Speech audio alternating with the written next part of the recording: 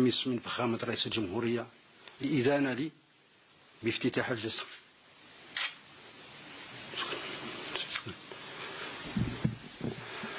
بعد موافقة السيد فخامة رئيس الجمهورية أعلن عن افتتاح الجلسة. بسم الله الرحمن الرحيم، والصلاة والسلام على سيدنا محمد وعلى آله وصحبه.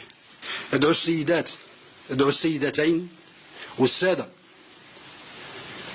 مراد مدلسي رئيس المجلس، محمد حبشي نائب الرئيس، حنيفة بن شعبان عضوة، عبد الجليل بلعي عضوا، إبراهيم بودخيل عضوا، حسين داود عضوا،